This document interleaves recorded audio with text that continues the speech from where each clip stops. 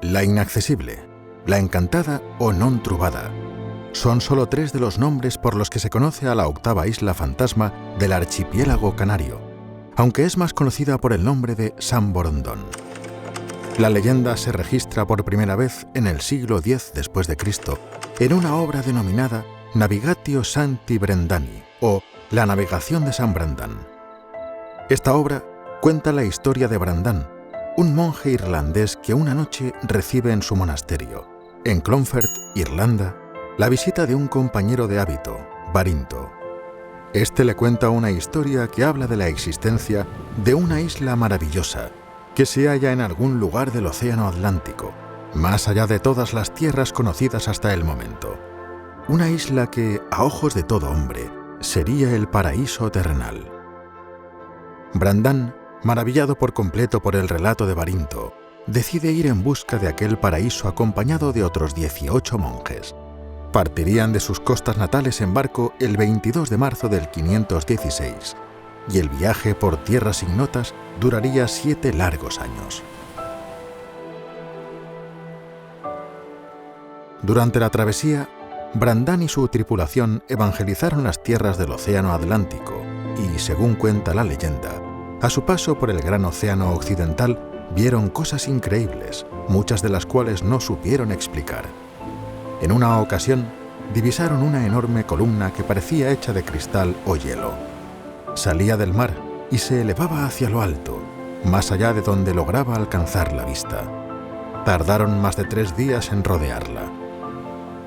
También cuenta que vieron dragones, serpientes marinas, demonios y extrañas luces en el cielo que describieron como ángeles.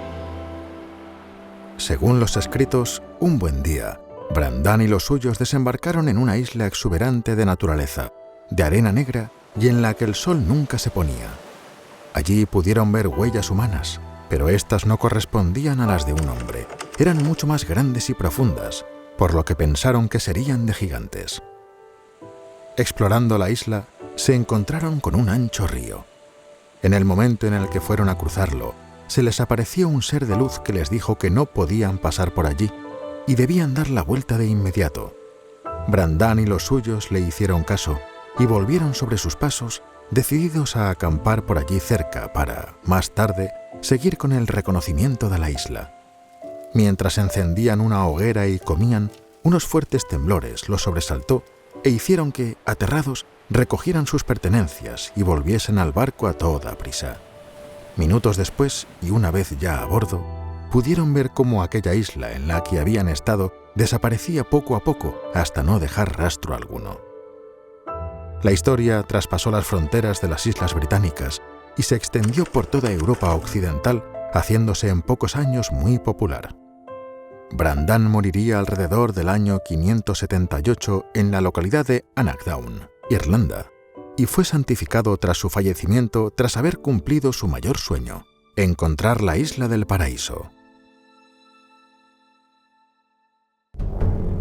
Fue hacia finales del siglo XIII cuando aparece la isla de San Borondón, representada por primera vez en el planisferio de Richard de Aldingham, y, de igual forma, hacia finales de ese siglo, en el planisferio del alemán Ebstorf, con una inscripción que decía: Isla perdida.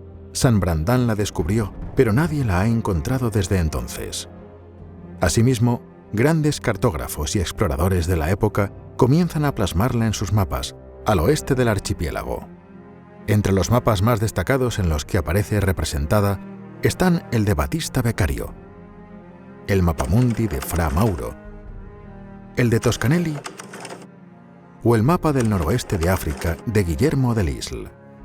Pero es Leonardo Torriani, ingeniero encargado por el rey Felipe II para fortificar las Islas Canarias a finales del siglo XVI, quien asegura haber estado en ella y le establece unas dimensiones aproximadas: 30 kilómetros de largo, de norte a sur, y 15 kilómetros de ancho, de este a oeste. Torriani la cartografía con 2 enormes montañas, una de ellas, la más septentrional, más grande que la otra, con un profundo barranco exuberante de vegetación entre ambas. Su zona central estaba salpicada por completo de colinas y un río la atravesaba. Su agua alimentaba enormes y frondosos árboles. En la Carta Geográfica de Gautier de 1755, recoge que la posición de Saint-Borondon se encontraría a 550 kilómetros en dirección oeste-noroeste de El Hierro y a 220 kilómetros en dirección oeste-sudoeste de La Palma, aunque muchos testigos a lo largo del tiempo aseguran haberla visto también entre las islas de La Palma, La Gomera y El Hierro. La isla de Saint-Borondon también figura en documentos tan importantes como el Tratado de Alcáçovas, que se llevó a cabo el 4 de septiembre de 1479 y en el que se repartieron los territorios del Océano Atlántico, además de poner fin a la guerra entre el Reino de Portugal y los reinos de Castilla y Aragón. En aquel convenio se declaró que Saint-Borondon pertenecería al archipiélago canario y sería propiedad de Castilla. A lo largo del tiempo, son muchos los marineros que aseguran haberse encontrado con la isla, desembarcar en ella y ver en sus tierras cosas que nunca antes habían visto en ningún otro lugar. Unos viajeros franceses vieron la isla cuando hacían una travesía desde Madeira a Gran Canaria. Desembarcaron y, según contaron, vieron restos de una hoguera y 2 bueyes atados a un pesebre de piedra. Al no ver a nadie, aprovecharon para coger fruta, que era mucho más grande de lo normal, hierbas aromáticas y agua fresca para, más tarde y una vez en puerto conocido, poder certificar su historia. También un barco portugués que llegaba a La Palma desde Lisboa comenzó a hacer aguas y se vio obligado a atracar lo antes posible. ¿Cuál fue la sorpresa de la tripulación al ver que aquella isla de gran vegetación, con 2 enormes montañas y con un ancho río que la cruzaba, era Saint-Borondon? Otro testimonio es el del canario Marcos Verde, que afirmó haber desembarcado en la isla. Algunos de sus hombres se internaron por diferentes senderos entre la espesura de la selva y comenzaron a dar gritos de terror minutos después. Volvieron al barco, levaron anclas y se alejaron de allí. Desde cubierta pudieron ver que la isla desaparecía poco a poco. Unos franceses aseguraron haber construido en las costas de Saint-Borondon un nuevo palo mayor para el barco, que se había roto por causa de una feroz tormenta.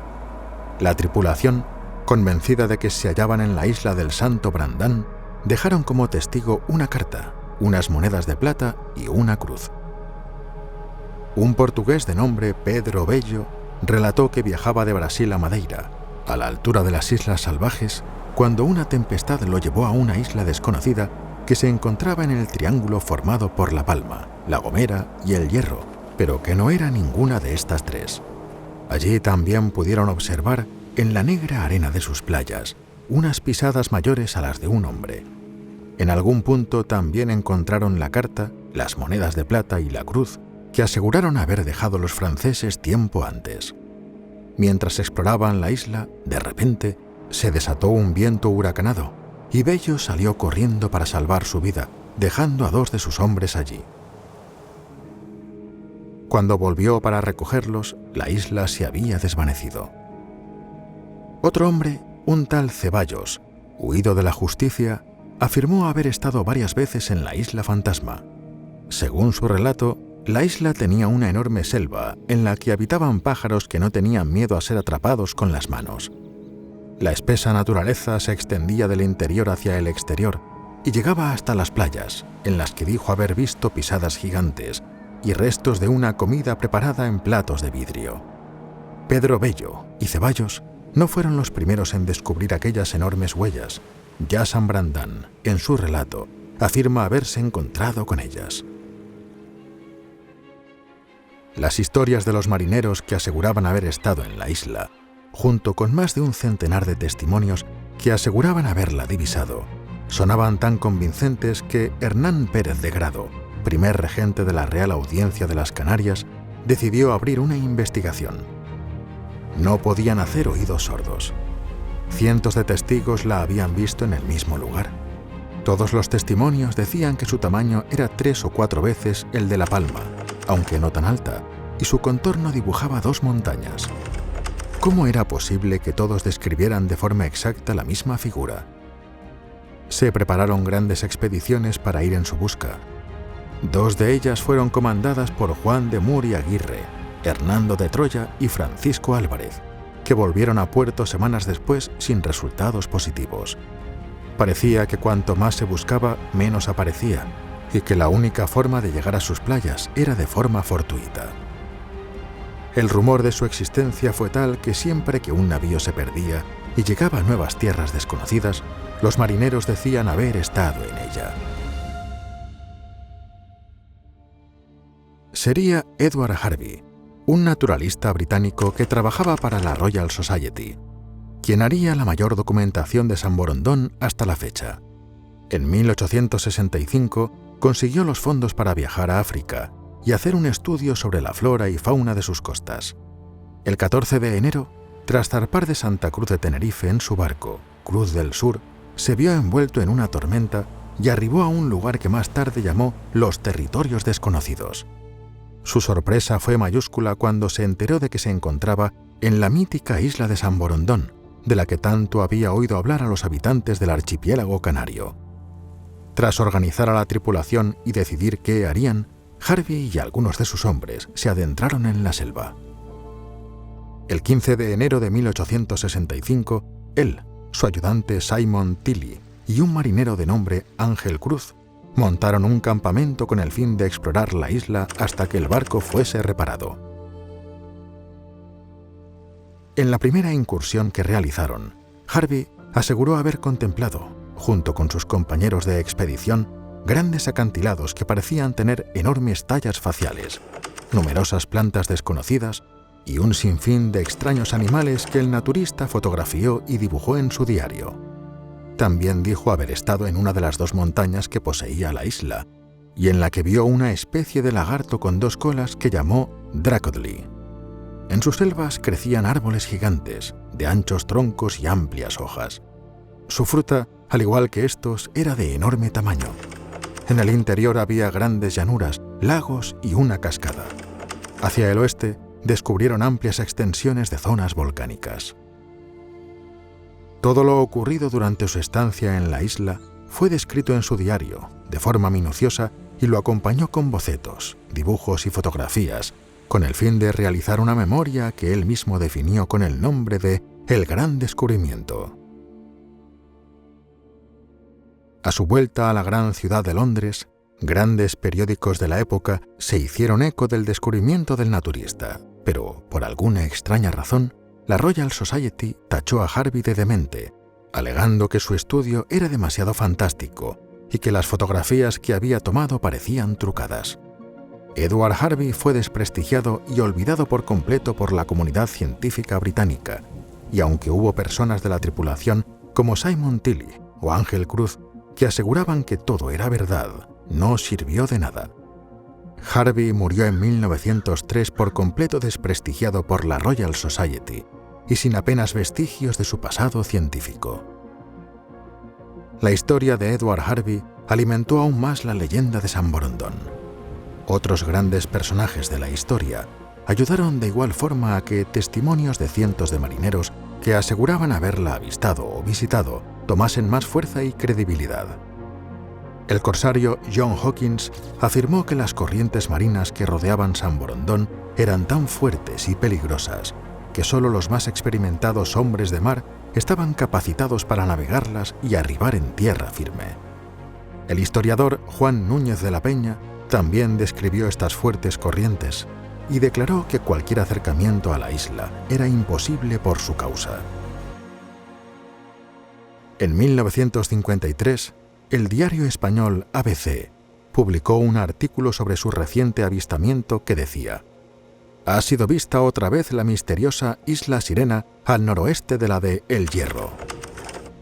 Unos años después, en 1958, el mismo diario publicó una fotografía de San Borondón hecha desde La Palma. El titular decía: «La isla errante de San Borondón ha sido fotografiada por primera vez». En la fotografía se podía ver la silueta de la isla en el horizonte. 44 años después, el 18 de octubre de 2003, Jaime Rubio, vecino de la isla de Gran Canaria, cuando se dirigía a grabar un evento folclórico, pudo filmar la isla sobre las 8 de la tarde, sin apenas luz diurna. La grabación fue emitida y comentada en la televisión española.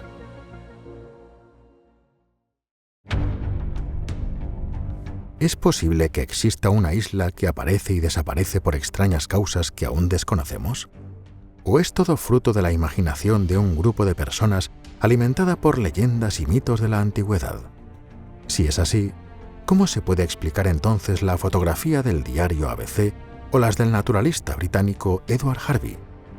También se dice que la isla se ve gracias al efecto conocido como Fata Morgana, una ilusión óptica originada por la inversión de temperatura que puede generar en el horizonte barcos, acantilados o islas. Pero, ¿cómo es posible que más de 100 testigos oculares la describan con las mismas magnitudes y relieves? ¿Y qué hay de las personas que dicen haber estado allí y, sin conocerse entre ellas, narran historias muy similares? Enormes huellas de gigantes en la arena, temblores, vientos huracanados que se levantan de repente, frutas mucho más grandes de lo normal o verla desaparecer tras abandonarla presa del terror. También se dice que la isla es tan solo un cúmulo de nubes en el horizonte, que cualquier persona puede llegar a confundir con tierra. Pero esto no es posible, pues además de aparecer entre la tormenta, en un mar embravecido o entre la niebla, también lo ha hecho en días de cielo por completo despejado y mar en calma. Cabe destacar que, en las islas de La Gomera y El Hierro, después de las tempestades, aparecen en sus playas ramas de árboles hasta ahora desconocidos y sin ninguna semejanza con los del archipiélago canario o las costas de África. ¿De dónde provienen? ¿Es posible que San Borondón sea parte del famoso continente perdido de la Atlántida que desapareció tras un cataclismo hundiéndose en el océano? Es posible que estas cuestiones, junto a otras muchas, nunca sean resueltas. La isla fantasma de San Borondón seguirá en el inconsciente colectivo de las personas y nos acompañará a lo largo de los años, apareciendo y desapareciendo a su antojo para sorpresa de unos pocos. ¿Quién sabe los misterios y secretos que ocultan sus selvas, montañas y playas? Quizá aún no estamos preparados para creer en lo imposible. Si te ha gustado el vídeo, no olvides darle a like, compartirlo con las personas que creas que le puede interesar y suscribirte. Nos vemos en un nuevo vídeo.